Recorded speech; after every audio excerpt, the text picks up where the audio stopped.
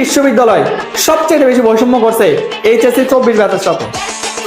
ঠিক আছে, এখন বৈষম্য বিরোধী আন্দোলন, অমুক আন্দোলন, তমুক আন্দোলন, অনেক কিছু আছে, অনেক প্ল্যাটফর্ম আছে, কিন্তু স্টুডেন্টদের স্বার্থ আদায়ে কেউ কাজ করতেছে না।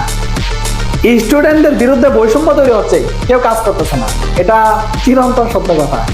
তাদের উচিত সমন্বয়ক বলো, বৈষম্য বিরোধী ছাত্র আন্দোলন বলো, তারপরে ঢাবি ছাত্র সংসদ বলো, যারাই আছে তাদের উচিত এইচএসসি 24 ব্যাচের সাপোর্ট দেওয়া। জোর করে হলেও ঢাকা বিশ্ববিদ্যালয় প্রশাসনকে বাধ্য করানো পরীক্ষা আবার গ্রহণ করতে। এখন পরীক্ষা কেন গ্রহণ করবে না তারা? তাদের ধান্দা ভাটা পড়বে, সোজা হিসাব। তাদের তো ভাইয়া পরীক্ষা নেওয়া তো এত ইজি না। পরীক্ষা নিতে গেলে তো ভাইয়া 2 থেকে 3 কোটি টাকা তাদের খরচ হবে। এই টাকা কেন খরচ করবে? এটা তো তাদের ইনকাম। তারা তাদের ইনকামের চিন্তা করতে গিয়ে, তারা তাদের স্বার্থ চিন্তা করতে গিয়ে পোলাপাইনের উপরে জুলুম করতেছে, পোলাপাইনের উপরে বৈষম্য করতেছে। ঠিক আছে, সোজা কথা ভাই। এখন তোমরা বলো কি করবা?